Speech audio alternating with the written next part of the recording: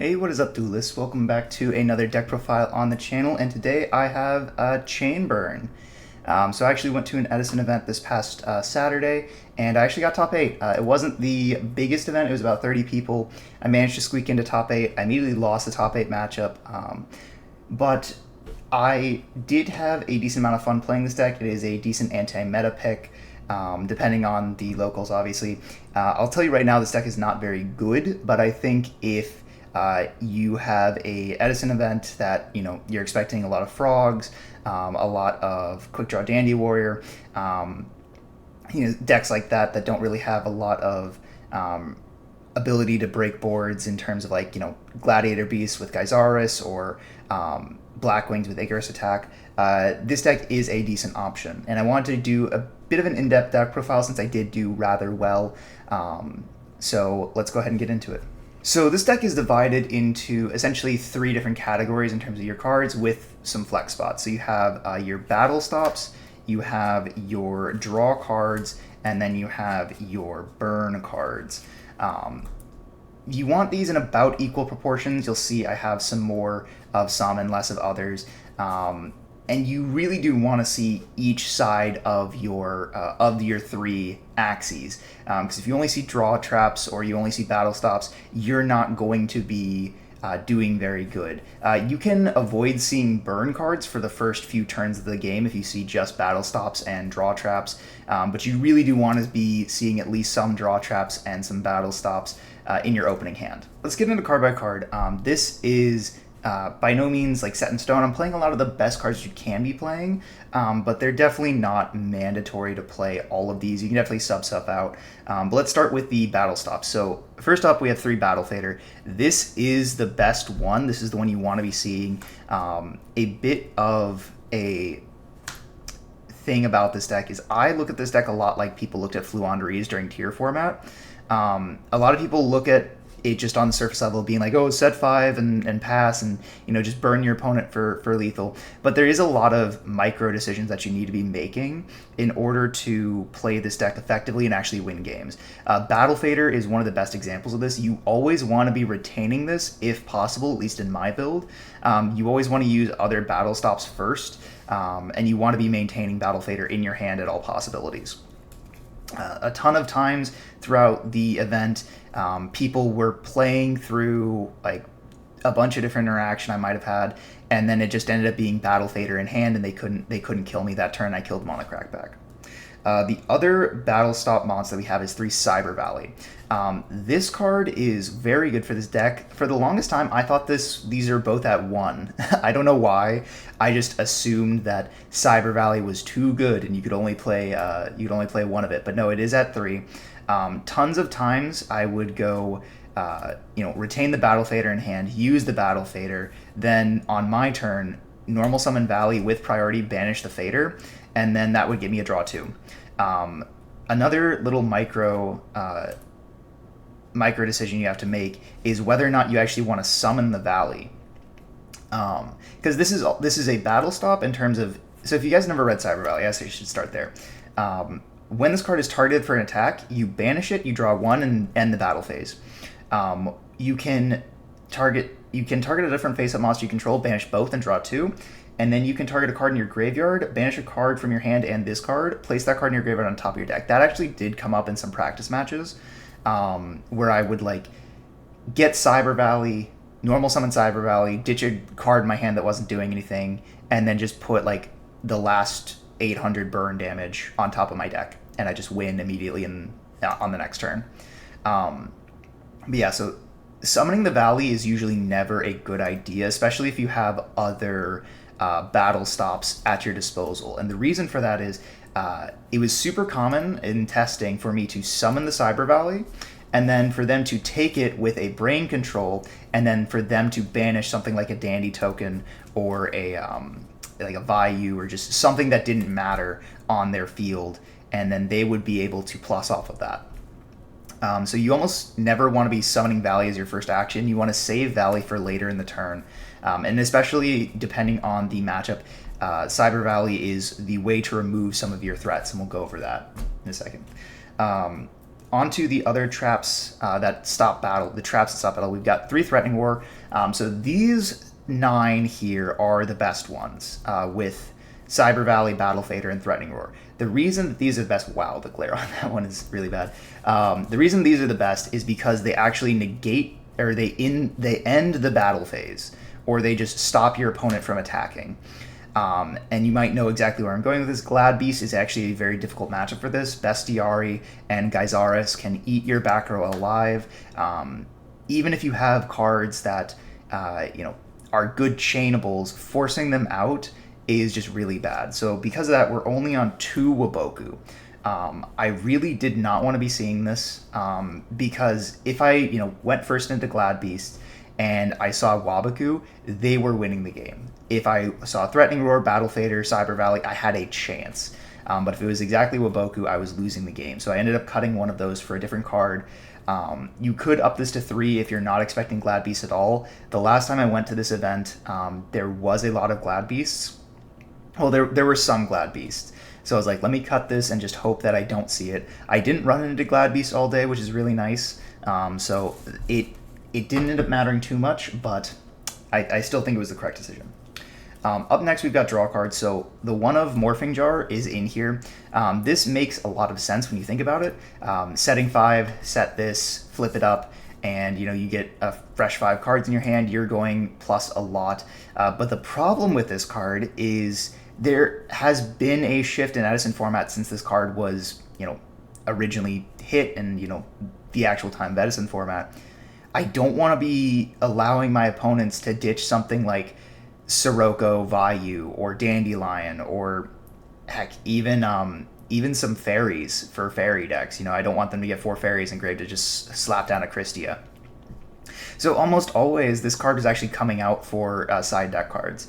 I would still play it in the main deck. I think it does catch a lot of people off guard, but it can hurt you just as much as it hurts your opponent when you flip Morphing Jar.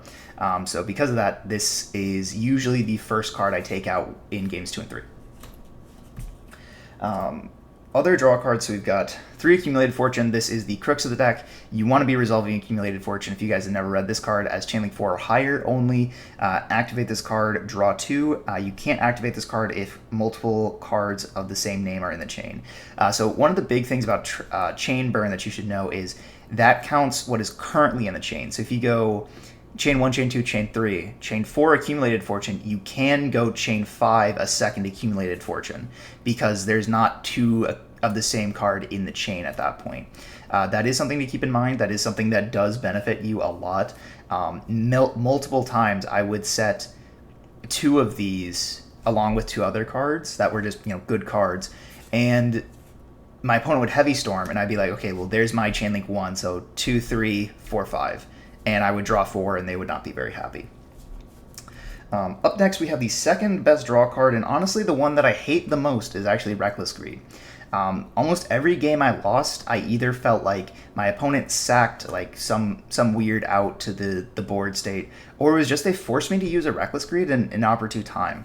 There was many times where I considered just not activating Reckless Greed if it got targeted by an MST.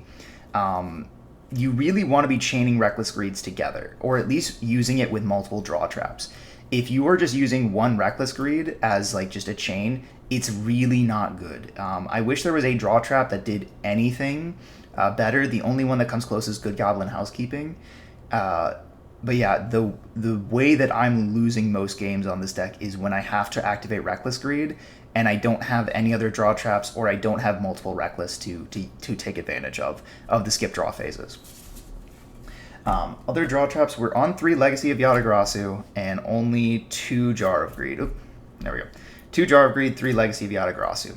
I was on 2 and 2. I believe the third one came in for the third Waboku, so I just wanted more draw cards. Multiple times throughout the tournament and in testing, I would just set like 2 of these in the back row, and when my opponent inevitably just sacked the Heavy Storm, I'd flip both of these and be like, okay, I have essentially made them go -1, and I no longer have to worry about Heavy Storm. One important thing about this deck is just understanding what cards to set and when. It's very, very easy to overcommit to setting cards. And I'll hopefully be able to show some gameplay later on that shows like what you should be doing and when. Oftentimes, if I saw like multiple of the singleton draw traps like this, I would set them immediately. But you never want to be setting things like multiple of the battles traps like Waboku and Threatening Roar. You never want to be committing a Waboku if you have a Battle Fader in hand. Stuff like that is really important in the micro decisions that I was talking about. And then finally, we have the burn cards. So 3 Just Desserts. This is, in my opinion, the best burn card. It almost always does at least 1,000, 1,500, sometimes up to 25. It does the most consistent damage, but it doesn't do the most damage to begin with.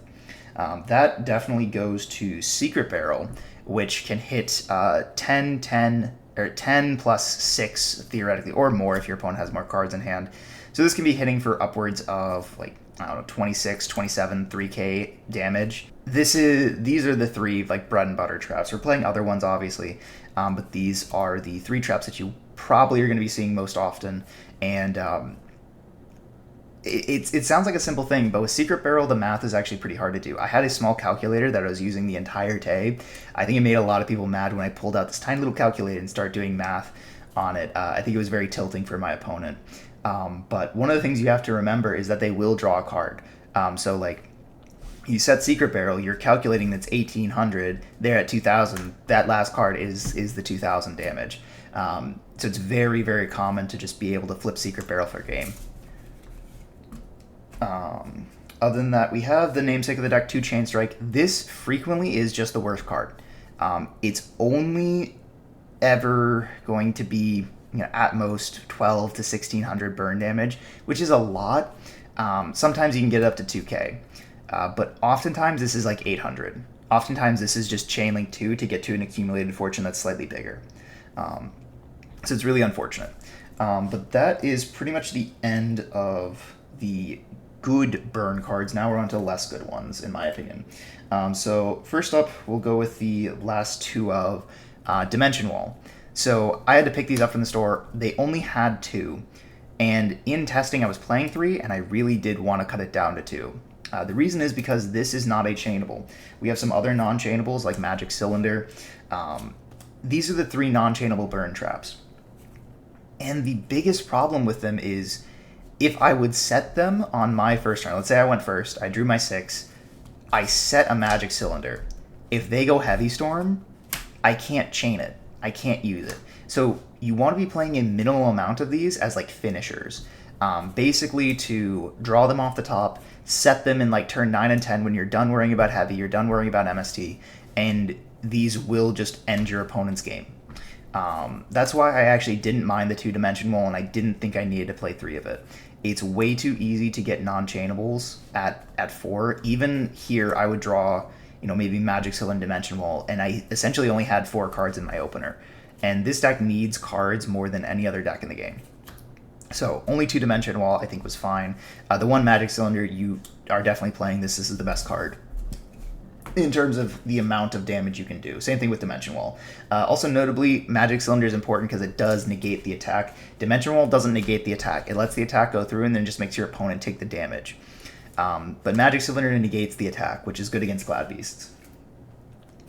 Last 2 burn cards here, Ceasefire. This is a very, very good card. Doesn't activate flip monsters, so if your opponent sets a Raikou, you can just flip this in their draw phase. So I had multiple games where I knew my opponent was on Raikou. So he sets a card, I set Ceasefire. In draw phase, I just flip the Ceasefire to trigger to flip the Raikou without triggering it. So he doesn't get the mills and he doesn't get a pop. That happened multiple times and it was really fun. Lastly, so Speed Duelers Unite, Zone of the Spirit. This came in over the 3rd dimension wall, and the reason for this is it is a chainable. It is secretly just as good as Magic Cylinder and Dimension Wall, because if you guys have never played Zone of the Spirit or Speed Duels, this card came out with Dad in Phantom Darkness. Specials is an 18/5, level 4 zombie, dark. If this card is destroyed by battle, you burn your opponent for the attack of the monster that destroyed it. So tons of times, in Speed Duel specifically, because your life points is at 4,000, you summon this during the end phase, you go flip to attack, just go battle, punch into something that's, you know, bigger. You burn them. You take like maybe like let's say I'm battling a Kais. I take 600. They take 24. I did punch people with Zoma for game. This card does kind of sort of demand a response. Multiple times I would summon this. I would flip it to attack. I would go battle, which our battle phase doesn't matter. It's basically just a third phase that we can use. I would punch, and they would use like a Raigeki break, or they would use some form of removal to get rid of this because they knew they were dying, and that was one less card that I had to worry about eating my back row when I set it. So Zoma the Spirit, I think this is a really good card. I think it's definitely only good at 1. I did have some very annoying rulings.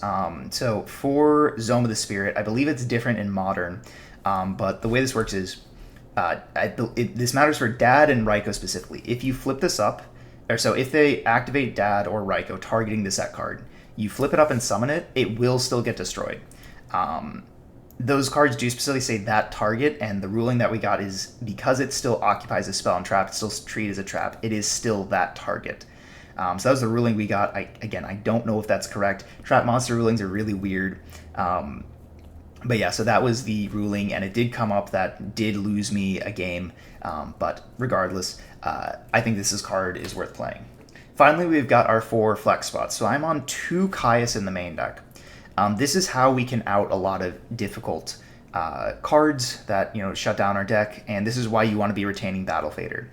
Multiple times in testing, I went up against like Fairies or Machina, like Monster Mash type decks that main deck a Royal Decree.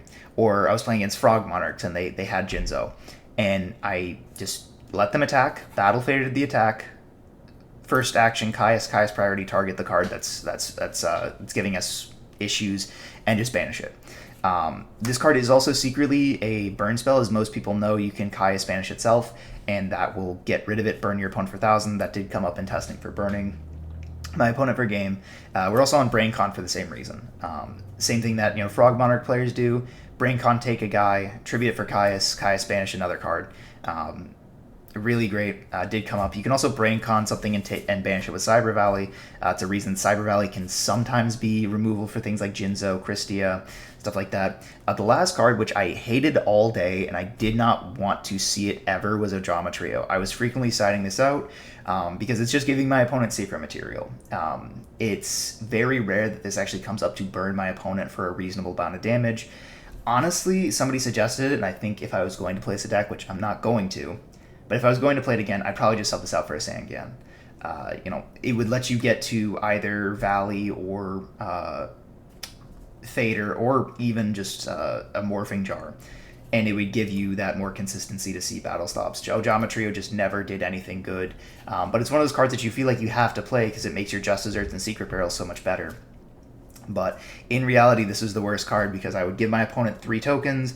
They'd summon a Brionac or a Gale or something, and they'd make a card that was really annoying. So yeah, I would not recommend playing Ojama Trio. It sounds really weird because this card is limited for exactly burn, but I just wouldn't recommend playing it. Side deck. So this is where I'll talk about the matchups that I found difficult. So we have 3 Consecrated Light. This is for Blackwing and Vayu. I know that you can set a Wing Beast and then tribute it for Icarus Attack, but Icarus Attack is just a big problem. So if I summon Consecrated Light, a lot of times it forces them to use their Icarus Attack in a way that's not good for them, which is good for me. It also does just annoying things and stops your opponent from, summoning Jinzo and Frog Monarch, or summoning, I don't know, just random things like Dad. So very good card. We're on 3 Light Imprisoning Mirror. This is for Lightsworns. Board wipes are really difficult for this deck to deal with, so you don't want them to resolve a Black Rose. You do not want them to resolve a JD. And Light Imprisoning stops that. It doesn't do everything for the deck. Unlike Consecrated Light, which stops your opponent from attacking, if I ran up against a Lightsworn player, they could just normal summon a Lila, I flip Light Imprisoning Mirror, and they just start beating me with 1700 every turn. It's not good, but it is a thing that stops JD. It stops Lila from popping your back row, all kinds of things like that. 2 Breaker. Royal Decree is a really annoying card. having outs to Royal Decree. We are also on one MST and one Twister. Twister is in here just as like a better card than Breaker. It's a chainable, and it can hit something like a Whirlwind or just something random.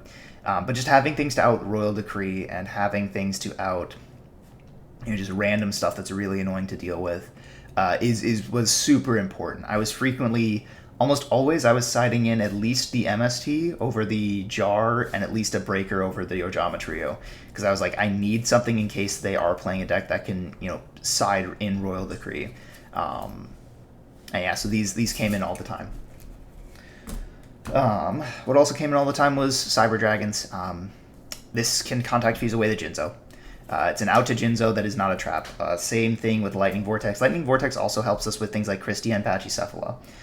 Believe it or not, those cards are actually annoying to deal with because one of our main outs to a lot of things is Battle Fader. Just being able to stop the Battle Fader is really annoying. So if I'm going up against fairies, if I'm going up against some kind of frog deck that has the Pachycephalos and they're just normal summoning it, I need something to out that, and I definitely need something to out the Jinzo. Last card, 15th card, was just the third Caius. This almost never came in. I was almost always taking a Caius out. So this could definitely be something like like Transmigration Prophecy, DD Crow, just something else that interacts with your opponent. But I just couldn't figure out a 15 card, so it was Caius. Extra deck didn't matter. Technically, we did have the ability to make some things with Brain Control, taking a tuner, but I was just playing, whatever is good. The only thing that mattered is the 2 Chimera Tech for Jinzo.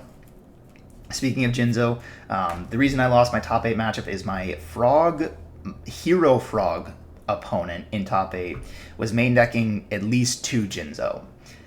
Do I believe he was actually main decking it? Not necessarily, but he summoned it on me, and I just didn't have a way to out it game 1. Well, I actually did out it game 1, and he just summoned the second one. And then game 2, I just didn't see ways to out it. So that's why I lost my top 8 match.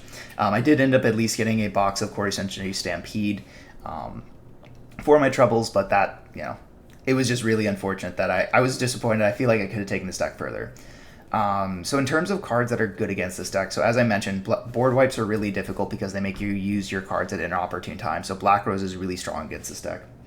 Brionac is decently strong, but it's kind of this weird give and take. You can ditch a bunch of cards to bounce my cards, but if they're chainables like Draw Traps or Threatening Roars, you're not going to really want to ditch a card for that. However, they're really good burn cards like Dimension Wall or Magic Cylinder. That is good for you because it just resets it. So Brio's not terrible. And finally, Android. Android is just a problem. Just gaining 600 every end phase. A lot of times I can't out damage the Android. And if a deck like Black Wings, who can make this rather easily with like a Blizzard Colute, or like Vayu can make it with a like a Plague Spreader and something else. I don't exactly know what, but decks that can make the Android, they should make it against me. I hope you guys did enjoy it. If you like this deck, feel free to give it a try. I don't think it's necessarily good, but I think it is a fun experiment for Edison format. So hopefully you guys enjoyed. I'll catch you in the next one. Peace.